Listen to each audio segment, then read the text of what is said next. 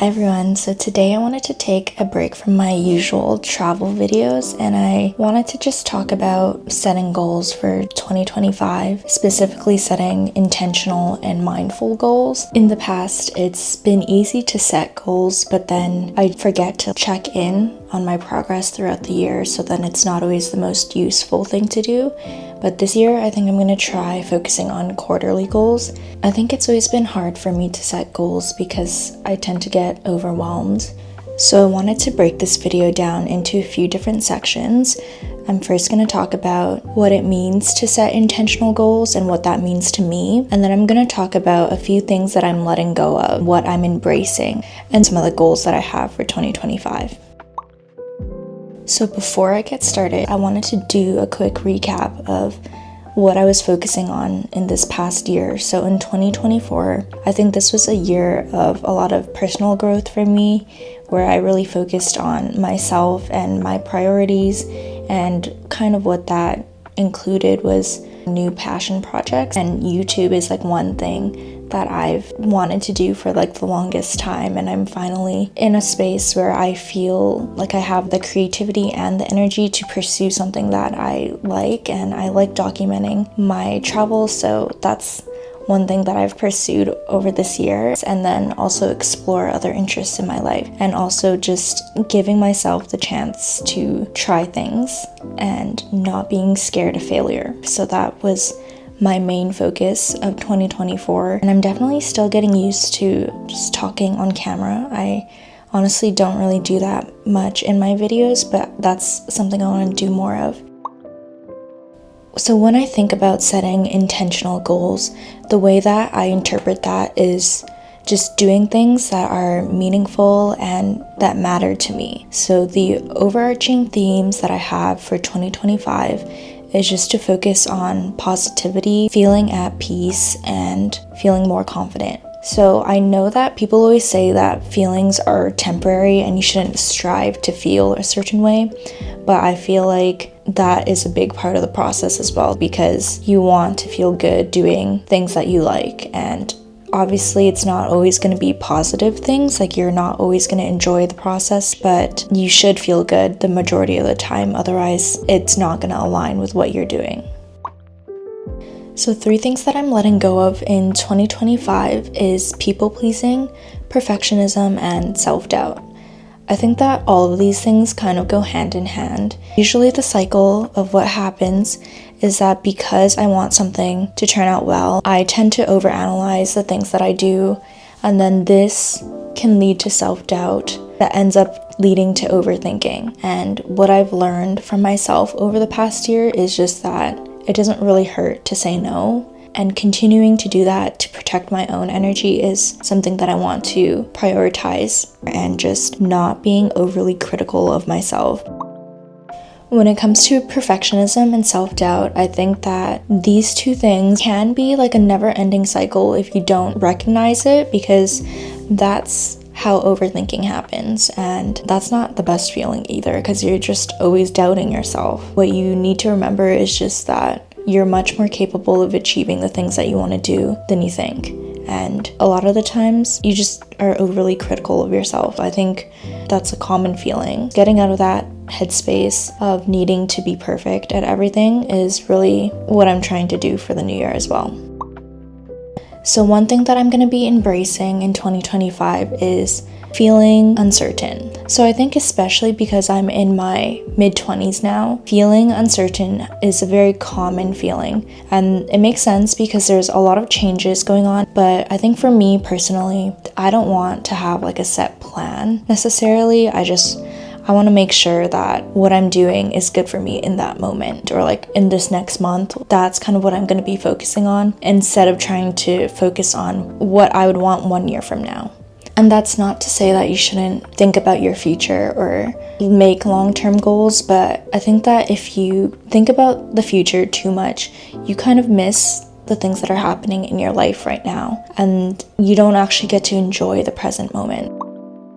A few things that I'm prioritizing in the new year is just feeling more confident and doing things that help me feel more confident. So part of this is being more active. I want to get more into wellness and holistic health, building deeper relationships, and having more fun. I think I tend to take myself very seriously, or that's kind of how it looks like, but it's honestly because I enjoy my own company and I don't really share that much with people that I'm not super close with, but just having more fun in general and making sure that I'm taking the time to just do things spontaneously and do things that make me happy just because.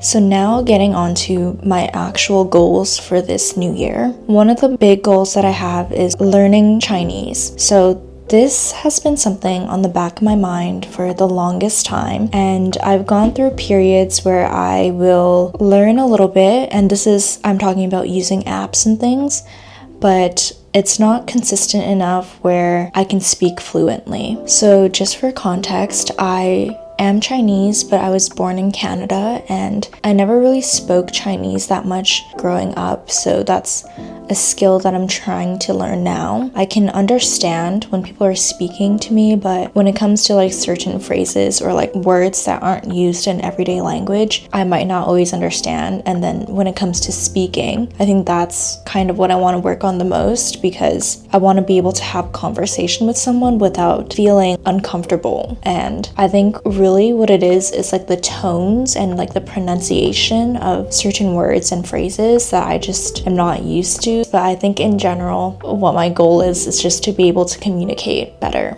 So I thought about taking one-on-one lessons with someone because I thought that would be an easier way to learn. But before I do that, I think I'm going to be using this app. It's called Hello Chinese.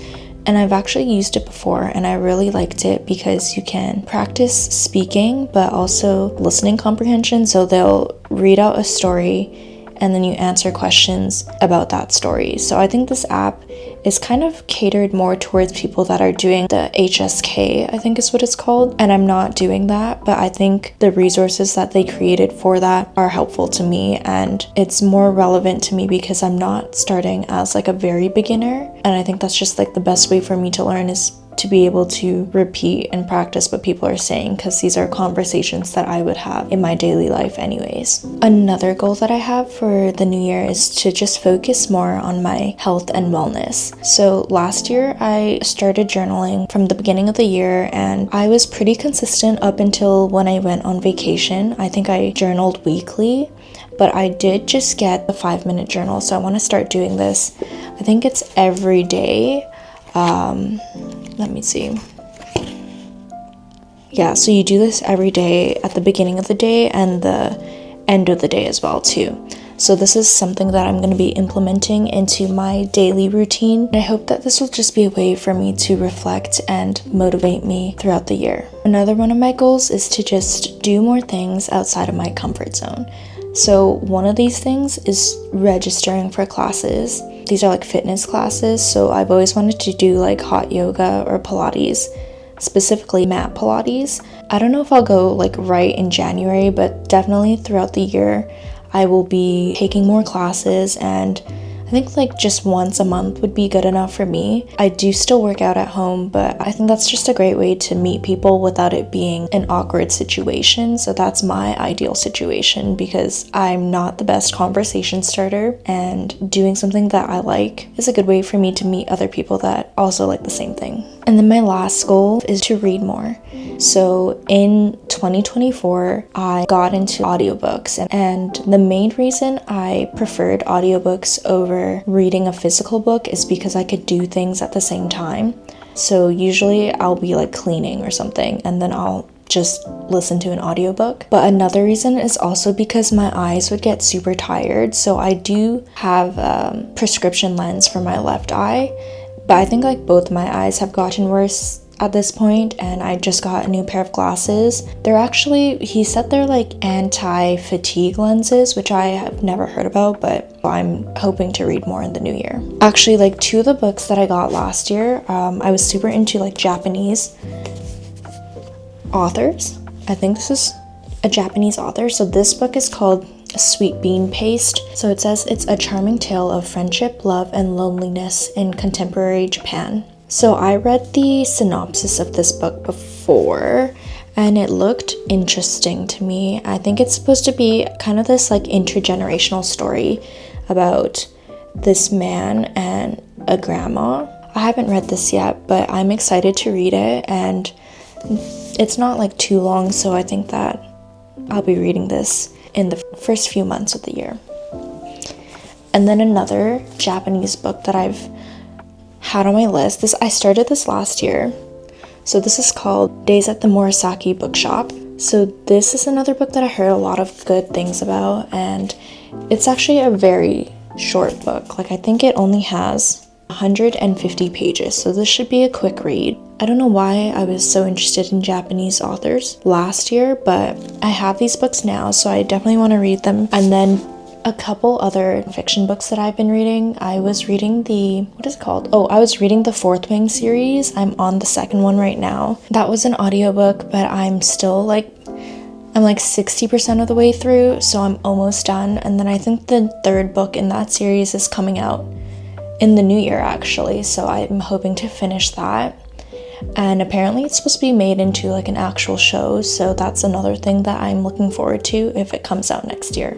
When it comes to books, though, it's really bad, but if it's not interesting to me in the first few chapters, I just can't continue. So I think that's why it's hard for me to find books that I like to read. For fiction, it's a little bit easier, but for nonfiction books, it takes a little bit of time. I think I'm more interested in autobiographies and just learning about people's stories because I find that more interesting. But if you have any recommendations for books, let me know. I think this was a very long ramble session, and I definitely went on a few tangents about random things, but I hope to be doing more sit down talking videos in the new year, so that will come, and I have more travel videos as well, so you can look forward to that. But thanks for watching.